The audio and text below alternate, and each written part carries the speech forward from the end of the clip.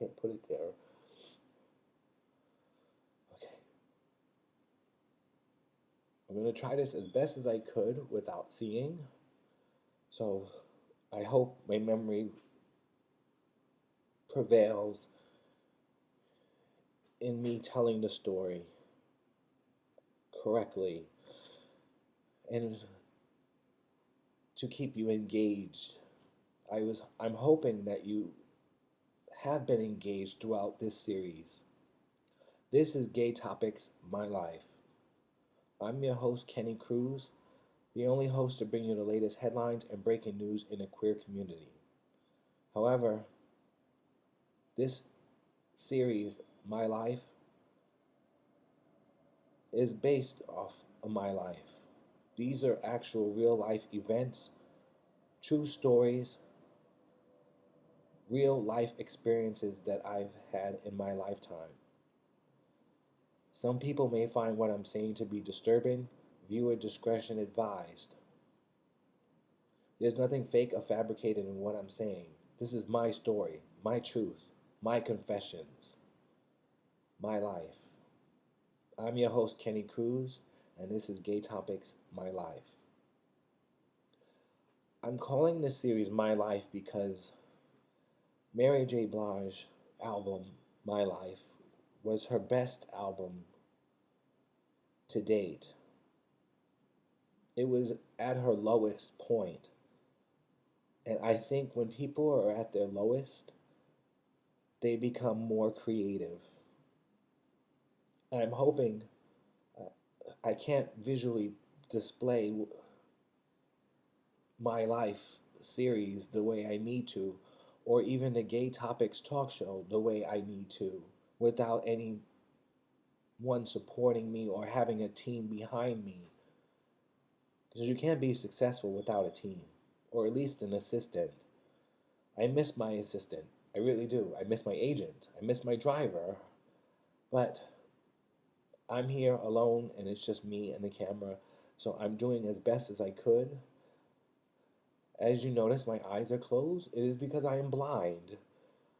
I am permanently blind. And I lost all vision in my right eye. And my left eye is under so much pressure. The lights are burning. And daylight burns. I'm stuck in the dark all the time. But I named this series My Life because of Mary J. Blige. I first come to know Mary living in Far Rockaway at home. After high school, I remember my last term of my senior year, I only had 2 classes. I was so mad though. I was like, you get me up at 7 o'clock only to leave school at 9? I was so mad, but I did it. But after school, every Friday, I would go to this cafe. I said this in past episodes of my life. I would go to this cafe on Christopher Street and sit there and drink Earl Grey tea, listening to Nina Simone play on repeat, over and over again, all her songs. And I just loved it. I also loved being in that part of the city because I was not judged or vilified or bullied or criticized or bashed. I was loved and accepted, sometimes ignored, but people didn't find a problem with me being gay. But each time that I would come home from Christopher Street, it would take 2 hours on the train. And there was a guy that used to sell batteries, and he would say it was for the church, but he would go from car to car on the train selling Duracell batteries for $1. And then he would make a lot of money because everybody needed, their Walkmans or CD players to play, And so I would see him often, but I said I brought him up because I, too, when I was listening to Mary, was listening on a Sony Walkman or a CD player. But her My Life album I had on cassette, as well as her first album, What's the 411. And I would sit there and listen to every single song and rewind and play and rewind and play. It was the same thing for the Backstreet Boys and NSYNC and Celine Dion, and I remember even the Dirty Dancing soundtrack, you know, or Whitney Houston, it was, these songs eventually after 2 hours, so often, in fact, almost every day on the train, I get to know the words of the songs, and I got to know Mary, and here she is, a woman who comes from the inner city in the projects in Yonkers, and didn't think that she was going to be widely successful or become the legend that she is or the icon that she is. I too didn't think so at the time. Like Michael Jackson, I did not think. I knew he was a great at what he did, but I didn't think he could stand up to James Brown or Stevie Wonder, but he eventually became the king of pop. Because you have to understand, at that time, there was nothing like it. Madonna was setting records, Cher was setting records, Elton John was setting records, because no one was doing it, and they were the first to do it. Now everybody just seems to copy everybody now, but at this time, Mary was the only one that people could actually really relate to. And her voice was so powerful, and it spoke to you through the headphones, and I say headphones because they were literally headphones, with wires and everything. They're not wireless like they are now, but it spoke to me, and she continues to speak to me, and I will forever and always be a Mary fan. I love me some Mary J. Blige, and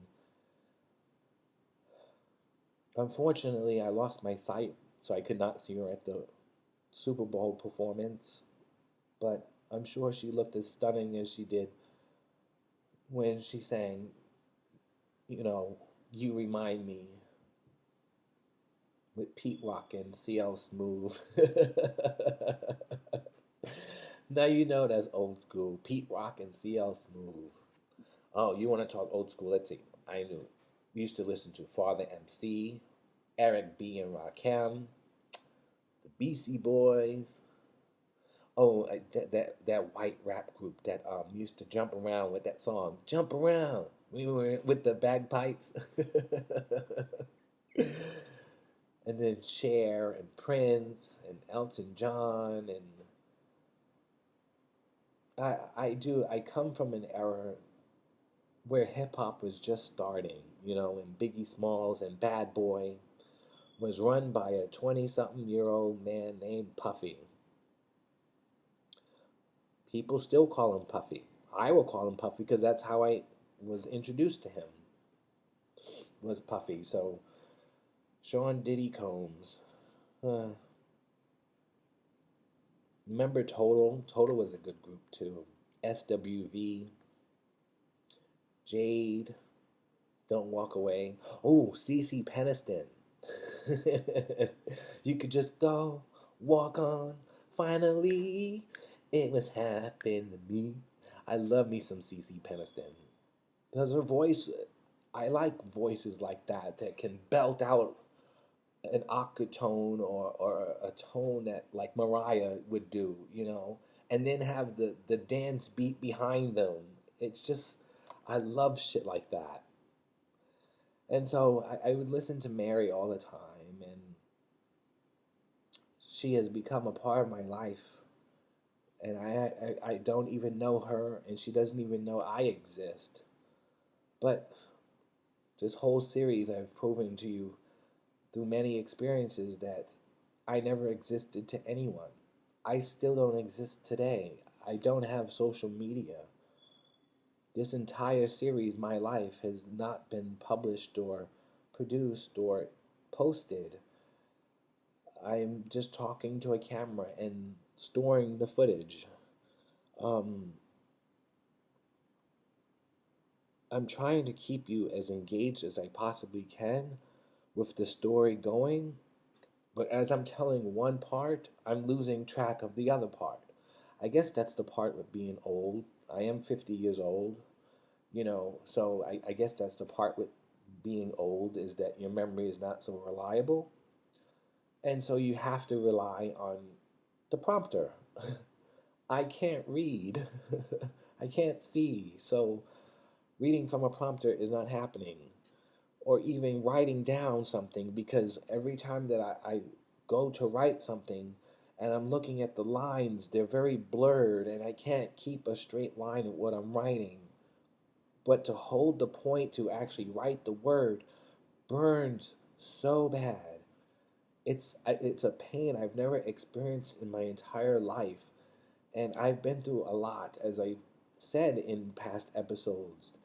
This is very damning to me, and my body is failing, and it's continuing to fail, and it won't get any better.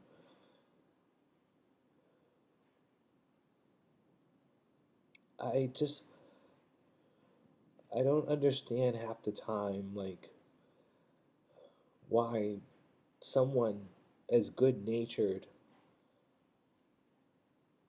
who had a successful career in the military and the entertainment industry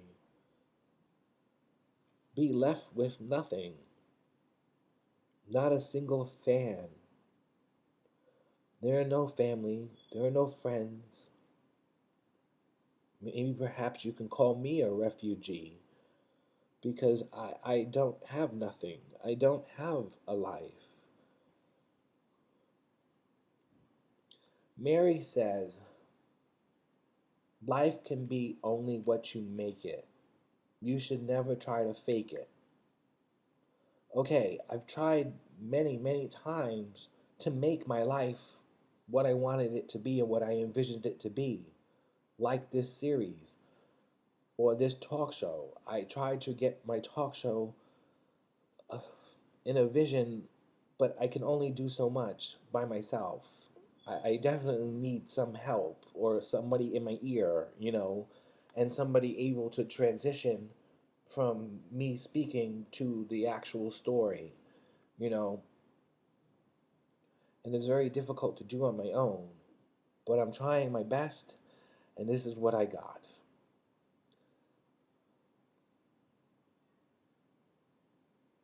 I tried so hard to make my life something and be a success. I was a success, and all of that it was taken from me, was taken away from me. Not by choice, I was forced because people did not accept me. People did not give me a chance. I am, in all senses, a refugee. I do have a place to stay, though. At one point, I didn't. And I'm getting to that point because I left the series because there's so much there. I left the series at the end of, or the day that I was going away to basic training. And I left it there because I need to separate the parts of my life as best as I possibly can so you can see how there's always been the same pattern of behavior by others throughout my entire life. So for now, I'm in high school and I'm about to go into the military and I already sworn in and everything. Funny about that is that my recruiter was like always around, always around. There were 300, I think 342 kids in my class, and he recruited half of them, almost 180, into the army. not the Marines or the Air Force or the National Guard, specifically the Army.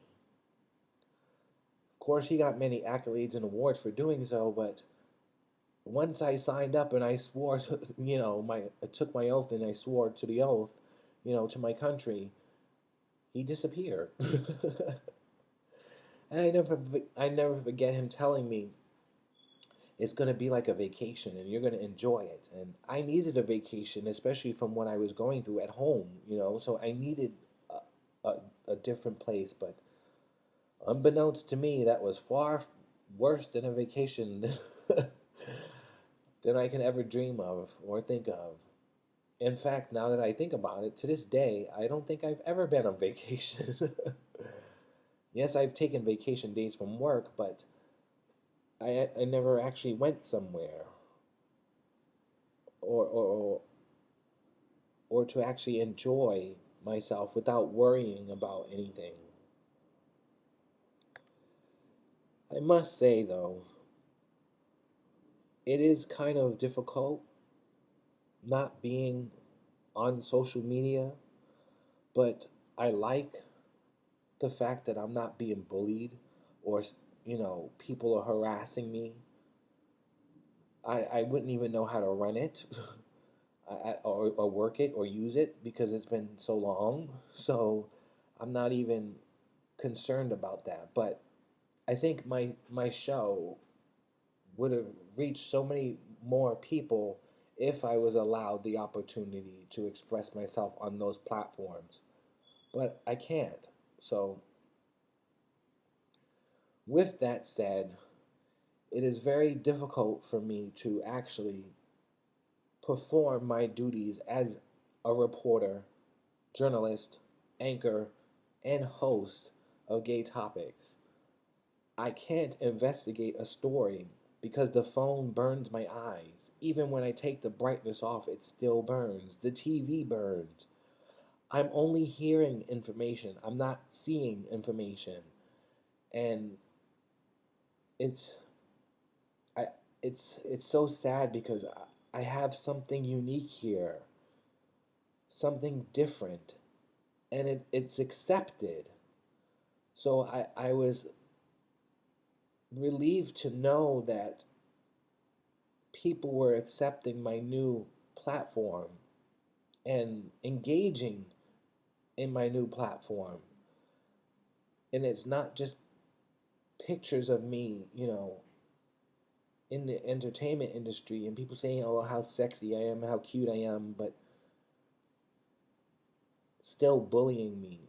But people don't actually do that. They actually engage in the story. And that is what my whole job is as a journalist, is to write the story and to show the story through my perspective, through a different lens, through the eyes that are on the ground. The moment it happens, the moment it all takes place. It's one thing I valued about my series was that I was able to break news within minutes of it actually happening. There's other people, especially drag and other hosts that do their own show, but they don't break the news in the way that I do. So I have something different here. I also have a different mindset. So when I tell the story, it's more believable and it's more transparent than what you see from other outlets. And it made me so proud of me doing my job that the celebrities themselves were actually liking and reposting my posts and stories. So to me, I didn't need any validation from the public. I got the validation from the actual story itself and the person in the story. So to me, I knew I was doing my job right. And it's just unfortunate that I can't keep going this season is my last season. I I'm completely saddened and heartbroken that I can't pursue this any further, but I am going through some serious health problems, and as I said in a past episode, I'm dying. I know what death looks like. I've seen it many times, and I see it and feel it in myself. I know my body, and my body is failing. One thing at a time, slowly and painfully and overwhelmingly stressful. I never wanted to die slowly. I wanted it to just happen. And unfortunately,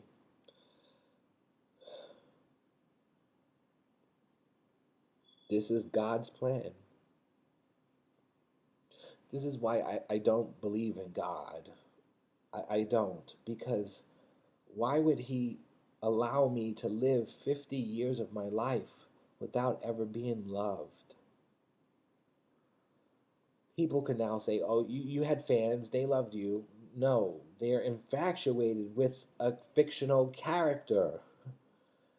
They're not actually in love with me.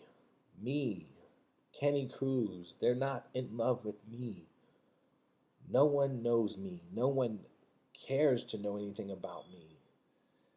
I would even make friends with the lowest of people, thinking that because they were so addicted to medications or drugs or something like that, that they would at least be loyal to someone who actually wants to be their friend.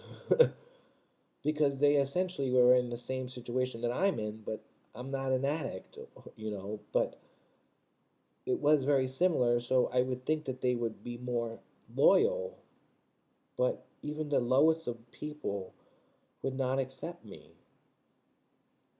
My family didn't accept me. Or from what I gather is my family. I still question it to this day. In fact, I actually want to do a special report about that.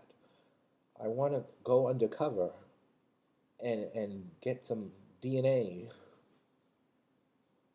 but I wouldn't know where or how to even find DNA to prove that they're not my family because I don't engage with any of them. I have so many nieces and nephews that don't even know I exist. It's just so sad that someone could be so cruel. I understand in high school and grade school and middle school, the kids are cruel, but we're adults now. There's no reason for you to be so mean and disrespectful to someone who hasn't been anything to you other than a friend and loyal. I've been loyal to so many people, but it was never, never, ever returned, or the services never rendered back. And it's painful to know that these people just didn't care, but pretended that they did. Like, I remember one time this girl from high school, she was tired of me complaining about not having anything for my birthday or no ever having a birthday party or anything like that, and wanted to take me out bowling. There's a bowling alley on Rockaway Boulevard in Queens, Ozone Park, Queens, that many people from Far Rockaway would go to. I don't know the name of it, but it's a bowling alley, and you can see it on the train. But she took me there on my birthday, and I'm thinking that there are going to be celebrations or at least a cake or something, and I was so eager to go, so I dressed up. I even put makeup on and painted my face, and I I went there, and I had to pay my own way, and I had to pay for my drinks, and it was like what are you celebrating? It's just like a normal day out. This is not a birthday party. I'm not supposed to be paying for anything on my birthday. You know, and to me, that struck me as like, why did you even try this or even attempt to try this? Because you just made the situation worse, and moreover, the people that she brought along were people that didn't like me. So I was forced to hang out with people that didn't associate with me, talked about me behind my back, and didn't like me as a person because of my sexual orientation. And do you know how difficult and hard that is to maintain your normalcy and without saying something or doing something, and it could be the littlest thing that could trigger them to attack me, fight me, or bully me, or talk about me behind my back. In fact, one of those people, her name was Keisha, of all ghetto names, her name was Keisha, and she invited her, and I asked her specifically, I was like, why would you invite my worst enemy? This bitch don't like me. And she hated the fact that I was gay, but didn't accept me for the person that I am. But I later come to find out she was jealous of my relationship with her friend, because her friend was closer to me than she was with her, and she knew her friend longer than I knew her friend. And she was jealous of the relationship and hated me even more for that. I remember once, because I ended up moving into that house, I think I said that in a past episode. I ended up moving into her house because we went to the army together. And I ended up moving into her house, and Bill Clinton was there. And it took a lot for me to actually get Bill Clinton in the house because her mother was refusing to allow any animal in the house. And I was like, you don't know what I had to go through to train this dog. You're undermining my ability and my training. It's disrespectful. Please, just trust me. So of course, when Bill Clinton did come in the house, he was the best thing, and she enjoyed him in the house. And in fact, Mom, as I called her, used to sleep with Bill Clinton in the bed. So he became a fixture in the house. But it took a while for me to get to that point. But I remember my friend Kim having a barbecue, again, inviting all these people that did not like me, and I was forced to hang out with them. Otherwise, I would have to be in a room, by myself, or she would criticize me or yell at me for not being man enough to stick up to them or to be around them. But I remember this one barbecue she had, and all these people were there, and they were saying things about me, calling me faggot and things like that. And then Bill Clinton, was running around the house, sniffing things, and he went to sniff Keisha, and Keisha tried to kick him. I said, you touch my son, I'm going to kick you too. And that started an argument where she threw a glass dish at my head, and I ended up getting bloodied all right here and alongside my nose. And they separated us, and she's still trying to fight me like girls do, and I'm swinging, and I hit her, and they called the police because I hit a woman, and I was arrested. But I never, ever hung out with Kim after that. We lived under the same roof, but I never hung out with her after that because you cannot force me to hang out with people that don't like me. I'm sorry, that's not being a friend. That's not looking out for my best interest as my friend. And called my dog Bill Clinton dirty and filthy, and I'm like, well, look at your goddamn hair. She had dreads, but was one of those people that would just dread the hair and not wash it, so it was all dirty and nappy. I was like, look at you. You're the filthier than my fucking dog is. But again, when I said that, she threw this glass bowl or dish at me, and it made my face bleed. And again, that struck me too, because why was I arrested when I'm the one bleeding? She's not bleeding. It was just a minor altercation. But I was arrested, and I guess it gave her more power over me, and she felt vindicated like Putin, you know, and it was just, ugh. Telling these stories is very difficult because it just puts me in a place of darkness. But I'm in a place of darkness because I can't see. I don't even know what I look like. I must look like shit. I can't see my reflection. I can't see my face. And my best attribute is now gone, which were my eyes. My eyes were so beautiful. The eyes are the windows of the soul, and my soul is gone. Isn't that the first thing to go when you die, is your soul?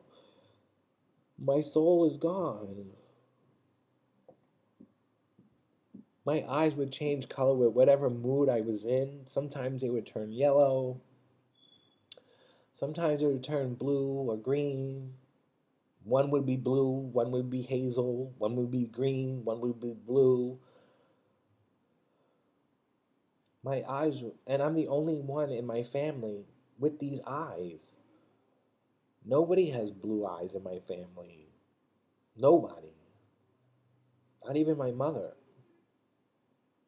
Now that I think of it, no, she didn't. Which makes me think that I'm not part of this family, you know? But that's another story for another day. My eyes are gone. When I had muscles, my chest, 48 regular chest. God, that was a big chest. And the nipples so hard. And they perked out with whatever shirt I was wearing, and people would pinch them all the time. But my chest, when I had muscles, was my best attribute at the time. And then my eyes, and then my teeth, because I still have all my teeth at 50. All of them. Not a single cavity or filling. I guess that's due in part to my mother starving me and preventing us from eating candy. Or me, I should say, because her actions on me and my stepfather's actions on me were only on me and nobody else in the family. I can remember ACS, or it was called BCW at the time, them coming to do, to investigate the apartment, and they came in and opened up the refrigerator and saw no food in the refrigerator, and that was grounds for immediately removing us from the home. I can remember screaming and yelling and trying to fight. Where's the humanitarianism in that? You're forcing me away from the only safe sanctuary that I know. It wasn't as safe as it should have been, but putting me on the system only made the situation worse. The system is meant to keep you on the system and to find any resources available to keep you on the system. If caseworkers or social workers or therapists or even BCW people, ACS now, were doing their job the right way, then someone will not have any mental distress. Like you taking a child away from his mother, would that not cause mental distress or mental anxiety? I heard something on the news the other day about the Ukrainian children at the border with CNN reporter, senior national correspondent reporter Sarah Seidner, where I love her. I first came to know her with the George Floyd protests, And I really like her perspective of reporting. But she said, I want you to, I'm going to be quiet for a minute, and I want you to listen. You see how she's engaging with the audience? I just, her is exactly how I want to be as a reporter. And she is definitely my influence. And so is Sade Better-Moi, but, and Bill Ritter from ABC 7NY, but, and of course, David Muir. But I like her way of reporting. It's similar to mine, and I like it. So she said, I'm going to be quiet for a minute and listen. So she's at the Poland Ukrainian border, and there are all these women of children, of course, being evacuated. But you didn't hear kids crying. Sometimes they were on the bus for 50 something hours, or having to walk for miles and miles without any sleep or food, and you know in serious medical crisis, but you do not hear a single baby crying. And just that piece alone from her story hit me so hard, because it was like a dagger to my heart, because what she was alluding to and getting to was that normally children do cry, especially infant to toddlers. They do cry, especially when they haven't slept or eaten. But the fact that there is not a single baby crying at the Ukrainian border shows the amount of trauma that child has been through. That speaks so many volumes. I was so struck by the fact that she was able to display that. And again, my way of reporting and her way of reporting is somewhat similar, which is why I come to like her and to be a fan. If you want, I can't say fan because she's a reporter, but um, I like her style, and I want to see more of her, on CNN. And I said I got to know her because she was the first reporter to actually speak with George Floyd's family. The very first reporter. And of course, it was on Don Lemon, but she was the very first reporter. And she also is not afraid to show her vulnerable side, because she's cried many times live on TV. I've cried many times throughout this series and continue to cry because tears keep falling from my eyes with the amount of pain that I'm in.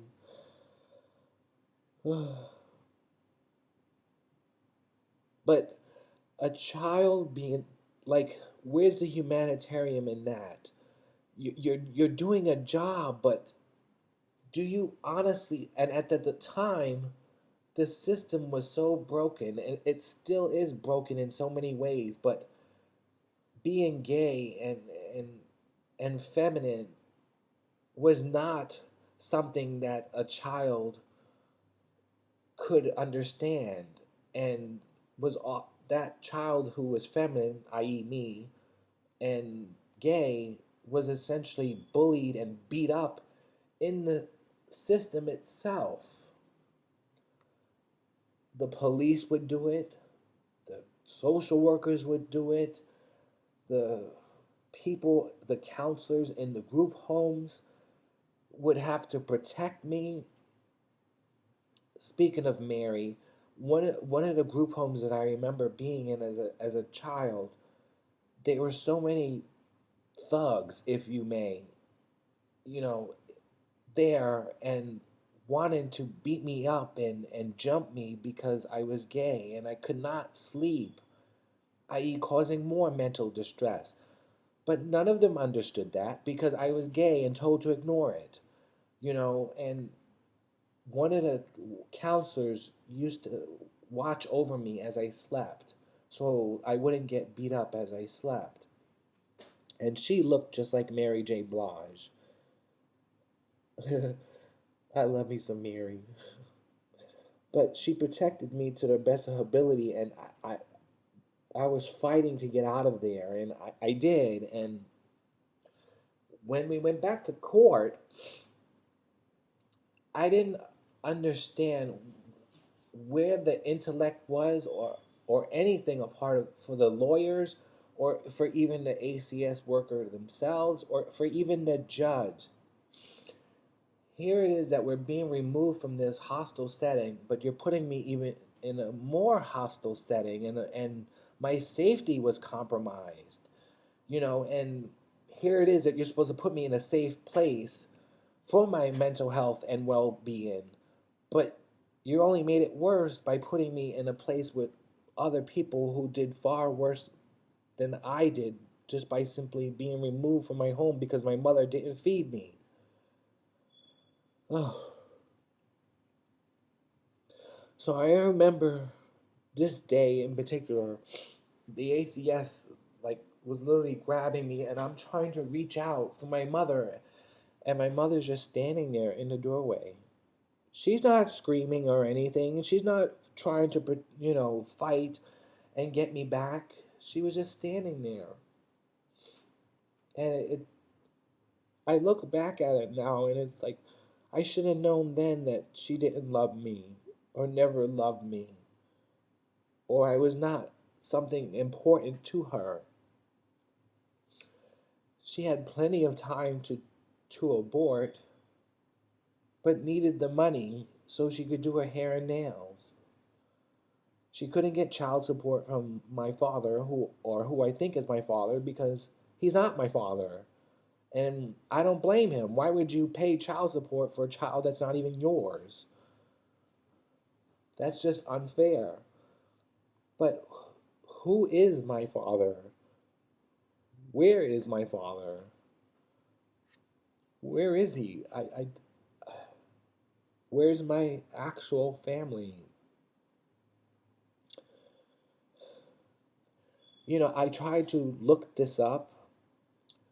So I did one of those ancestry things. But the problem with the ancestry is that the information that you put in is all going to be the information that comes up. And that's not accurate. So if there's a way that I can actually, put my blood, and then they search through my blood and what's in my blood and the DNA in my blood, then I can actually find out who my real family is. But if I have to put in certain information about myself, or that I only know about myself, then all of the fake family is going to come up. Because I only know one mother. And there's no doubt that she's my mother because I look like her. So there's no doubt she's my mother. But I don't want to call her a mother because she wasn't a mother figure. She wasn't nurturing or loving or caring or empathetic, or was there when I really needed her. So many things she put me through. And only me, out of 5 kids, only me.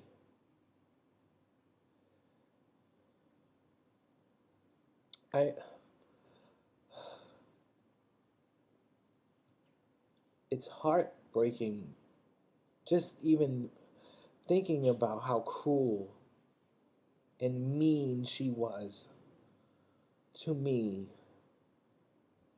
And then my supposed brothers and sisters did not defend me or fight for me or help me in any way. They just allowed the abuse to continue to happen, if not abusing me themselves. I remember my older brother hitting me with a bat and breaking my elbow. I remember another time he punched me so hard he knocked me unconscious. I remember another time he molested me. I remember another time another brother molested me. I remember another time that same brother asking him that I forgive him for what he did, but asking him to for help. And I never heard from him again. I guess it's because I brought up the sexual abuse, but how can I be truthful with the present and with myself if I can't be truthful with my past? My past has made me who I am today. My past shaped me and molded me to the person I am today.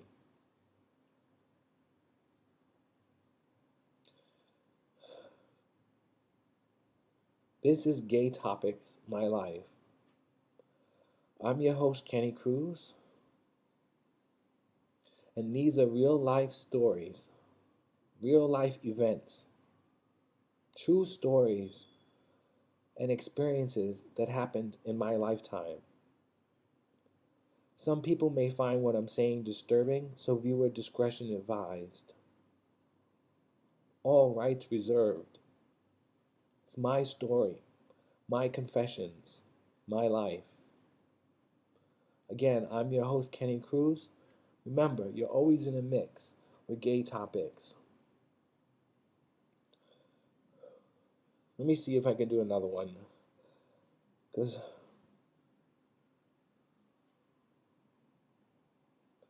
okay, let's do the transition from technology. Okay.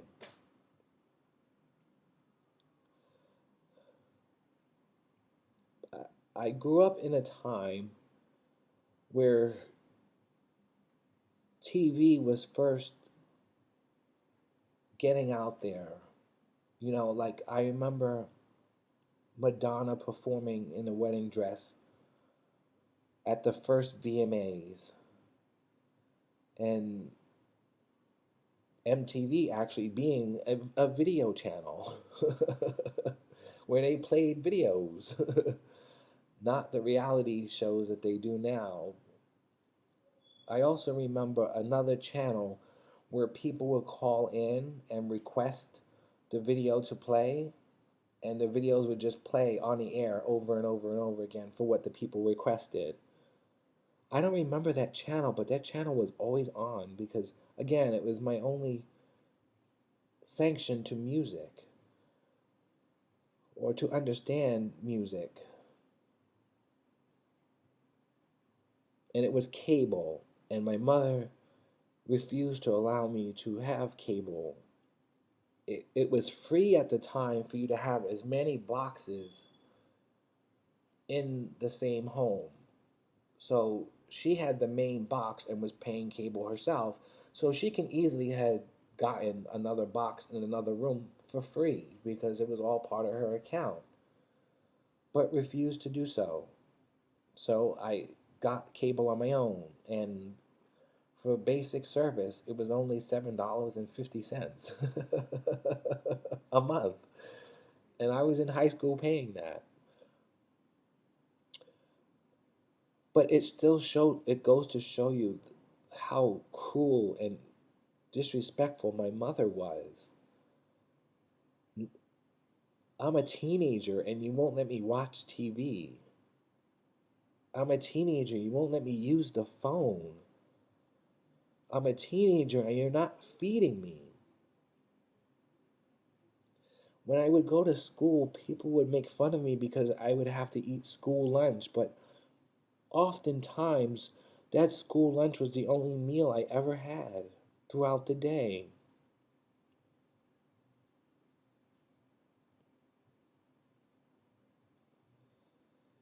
There's another time I was taken away from my home, and my mother did the same thing. Just opened the door, let them in, and they took me away. Detention centers, group homes, jails. I've been through so much on this system, and I can't get off it. I have an EBT card. Many people will criticize someone for having an EBT card, but Food stamps is the shit. I can get a steak, and I don't need to pay $14.99 or $20 now that it is for a fucking T-bone steak or London broil. It's all on food stamps, and I'm very grateful for my food stamps. But I remember going to the doctor recently for my eye and showing them my EBT because there's also medical coverage on it. And I showed them my card, and she said to me, "That's not you." Because the picture that I'm using is the same picture that I had since I first became on the system. And you see me there as a teenager, and you're allowed to change the picture, but I kept it. And I wanted to do the same thing with my passport, but the passport is, I guess, more vital and crucial as a part of your identity. But they wouldn't allow me to do it. But I kept the picture on the EBT card to show people how long I've been on the system. And the image is like she said, it does not resemble me or look like me in any shape or form. I actually had to show her my signature so she can see the signatures are the same. So when she did that, she started to explain, "Oh, I'm sorry, I didn't realize, you know." But I explained to her what I'm explaining to you now is that I leave it there for a very valid reason, and that reason is to show people how long I've been on the system. And I have hair in that picture. I don't have hair now, you know. There's so many years have passed and I've been on this system, and I am grateful for the system because if it wasn't for the system, I would not be able to function or live in New York City. I don't I don't know how I can be able to survive, especially now with this blindness and my arm disability. At one point, I was paralyzed in my arm and I could not move my arm. There's an episode of Gaytopix where, in my first season, where you can actually clearly see something is wrong with my arm. I tried to hide it from the camera, but I remember looking back at it when I had my sight a couple after the season or editing process, that you can clearly see something was wrong with my arm. And at that time, I was paralyzed, and I could not move my arm. And if I did move my arm, I could barely move it in normal positions.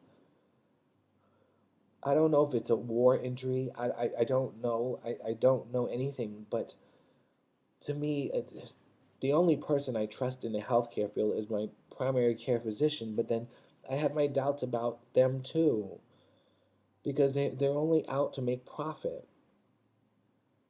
And when I lost my sight, I had to go to the emergency room, and so many people were looking at my eyes and not diagnosing me with anything but that very first doctor. So why is the need that I have to see all these additional doctors if they're only going to go on what the first doctor said? And then you're being so invasive and intrusive on my eye itself, causing me more pain, and then don't prescribe any pain medicine, forcing me to live in this pain. Seems like everything I can never be myself. I have to be forced to be someone else. All these doctors hovering over me, coughing and sneezing like I can get COVID at any second, and it was so invasive and intrusive. But what was most disturbing about that whole incident was that the medication that they prescribed cost $95 every 2 days. I'm on Medicare. Where do you think I'm getting that money from? We're in the middle of an inflation. I can barely survive or buy groceries, as I said, so where do you think I'm getting this money from? As a doctor, someone who took a Hippocratic oath, do you think this person would actually come up with an alternative? No. Or a generic version of the medication? No. I was relieved to know that my Part D prescription drug plan did not cover the medication. But again, that should have been giving you more of an opportunity to prescribe a different medication or a generic version of the medication that is covered. But yet they left me untreated for 2 weeks. 2 weeks. It wasn't until I went back to my primary care physician that I told him the story, and he ended up prescribing me a generic version of the medication. The cloud is disappearing, but I still cannot see. So I am not sure if this is the right medication. But when I went to the doctor, my primary care physician, I listened to the voicemail from one of the doctors in the emergency room. And she specifically told me if I need to go to the emergency room, go to these hospitals. Not any hospital of my choosing or what the EMT ambulance would take me to. She specifically told me to go to these doctors, like she did with the pharmacy and like she did with the medication. And it made me realize that she was only doing this and saying these things to profit and fill her quota. And I was nothing but a mere paycheck for her. And again, like I said, you swore at a Hippocratic oath that you should not do any harm, but you left me there untreated.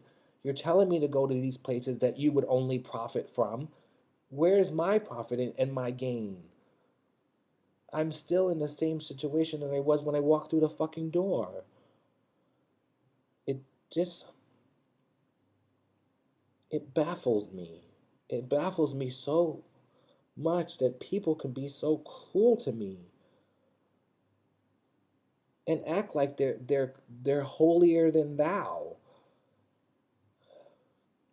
I'm getting angry. But I can't get angry because if I say something, people are going to take it the wrong way and do this to think of me as this and that and I was a racist and oh, or think something is mentally wrong with me. Like I have to, why should I have a grown man who is 50 fucking years old? Why should I have to be careful with the words that are coming out of my mouth? That's not fair. I should be able to speak freely. This is a goddamn free country. That's the First Amendment. If you allow the one-term former twice impeached, disgraced president to speak whatever the hell he wants and call people all types of names and bully them, why can't I simply speak my mind without fear of being put into a mental institution? Oh, calm down, please. I don't need any more stress on my eyes. Please just calm down. I mean, I guess I can leave it there because if I keep going, it's not good. So I'm going to leave it there. This has been another episode of Gaytopix My Life. Again, I'm your host, Kenny Cruz, and these are real life stories, real life events, true stories that actually happened to me. There's nothing fake or fabricated in anything that I'm saying. These are real stories, my confessions, my truth, my life. I'll see you on the next episode. No pun intended.